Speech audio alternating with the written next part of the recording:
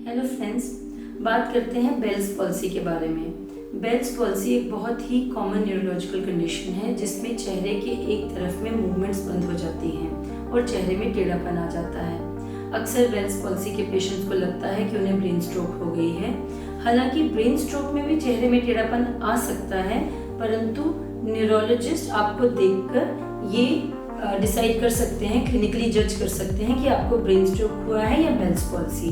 अगर आपको bells palsy है तो घबराने की बात नहीं है। ये कोई लाइफ थ्रेटनिंग डिसऑर्डर नहीं है। ये डिसऑर्डर फेशियल नर्व की सूजन के कारण होता है और ये सूजन ब्रेन के अंदर नहीं बल्कि ब्रेन के बाहर होती है।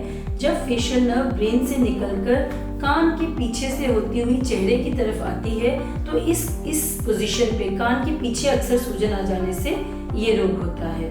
ये सूजन वायरल इन्फेक्शंस के बाद आ सकती है या फिर शुगर के मरीजों में थोड़ी ज़्यादा कॉमनली इस तरह की बेल्स पॉल्सी की समस्या जो है वो बन सकती है। लेकिन दोनों ही सूरत में, चाहे शुगर के मरीज हों या ना हो, दोनों ही सूरत में बेल्स पॉल्सी के recovery rate with proper treatment अच्छे होते हैं। अगर आपको डायबिटीज़ नहीं है तो more than 90% chances of full recovery with proper treatment होते हैं, और अगर आपको डायबिटीज़ भी है तो भी with proper treatment and with proper diabetes control 75 to 80% cases में बेल्स पॉल्सी अच्छे से रिकवर कर जाती है।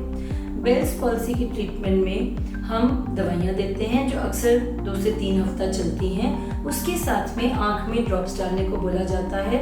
इसमें कुछ चीज़ों का ख्याल रखना आपके लिए बहुत ज़रूरी है जो मैं आपको इस वीडियो के माध्यम से बताना चाहूँगी। तो एक चीज़ ये है कि अगर बेल्स पॉल्सी हुई है तो जो आँख आपकी बंद नहीं हो रही, मान लो राइट साइड में पॉल्सी है तो राइट आँख बंद नहीं हो रही होगी, तो जो आँख पूरी तरह से बंद नहीं हो रही उसका ध्यान रखना है। उस आँख में कोई धूल, मिट्टी, धुआं, धूप, साबुन नहीं जाने देना है। इस चीज़ का खास ख्याल रखना है। जिस तरह से ड्रॉप्स डॉक्टर ने आपको डालने के लिए दिए हैं, जैसे हम आपको बताएंगे कि इस तरह से ड्रॉप्स डालने हैं, वो ड्रॉप्स वैसे के वैसे डालने हैं।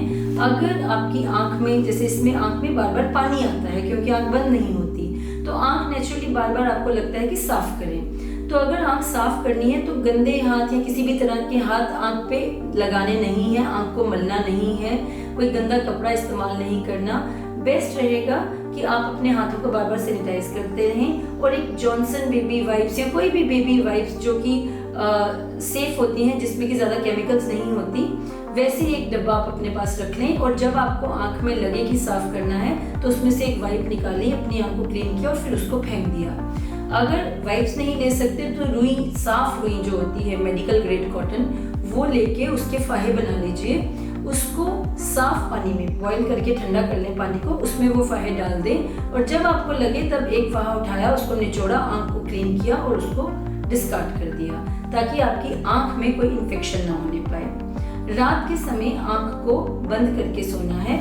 एक जेल हम अक्सर देते हैं, वो जेल आँख के अंदर डालनी है, आँख को पकड़ के यूं बंद करना है, इसके ऊपर एक गॉस पीस रखना है और ऊपर से टेप लगानी है, ताकि रात के समय आपकी इस आँख में, जो कि पूरी तरह बंद नहीं हो रही, उसमें कोई मक्खी, मच्छर, कोई और कीड़ा मकोड़ा जो है, या आपका अपना हाथ सोए सोए आँख पे ना लग जाए, कोई नाखून ना लग जाए, आँख में इन्फेक्शन ना हो जाए।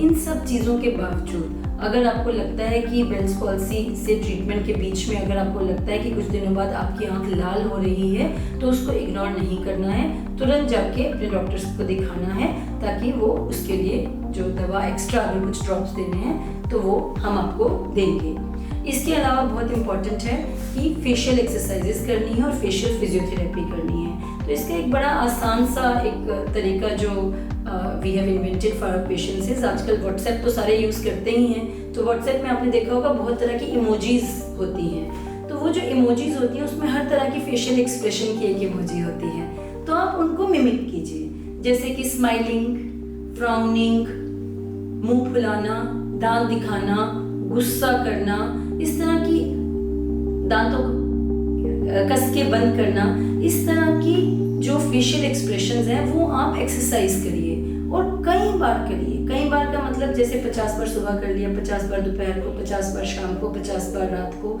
इसको आपने करते रहना है। इसके अलावा जैसे बंसुरी बजाने की कोशिश, हवा बाहर निकालना, हवा अंदर लेने की कोशिश।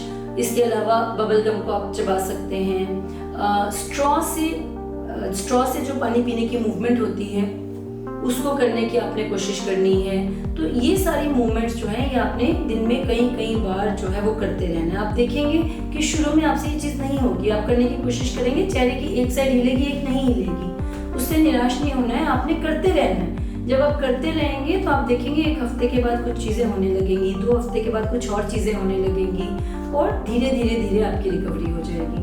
आमतौर पे इसमें रिकवरी में अप टू 6 वीक्स, कई बार अप टू 8 वीक्स, कई बार अप टू 12 वीक्स भी लगते हैं। जैसे मैंने पहले भी कहा, नॉन डायबिटिक्स में up to 90% patients recover well with proper treatment. Diabetics में भी 75 to 80% patients recover very well with proper treatment. परंतु डायबिटीज़ वाले पेशेंट्स को एक एक्स्ट्रा ख्याल जो इसमें रखना होता है कि जो दवाई हम इसके लिए देते हैं उससे कई बार शुगर टेम्पररी बिगड़ती है, तो उस टाइम पे उनको अपनी शुगर कंट्रोल रखनी होती है, इसलिए डायबिटीज़ की दवाई को कुछ देर के लिए बढ़ाना पड़ सकता है।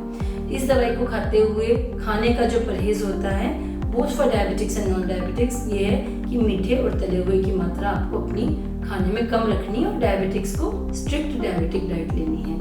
तो इन चीज़ों का आप ख्याल रखिए, साथ में आप अपनी मेडिसिन ठीक से खाइए और जिस समय पे हम आपको वापस कॉल करें कितने दिन के बाद हमें वापस दिखाइए, उतने दिन पे अपने डॉक्टर को वापस दिखाइए। याद रखें, बेल्स पॉल्सी से लड़ाई में हम आपके साथ हैं और ये डिजीज़ से डरने की कहीं कोई बात नहीं है।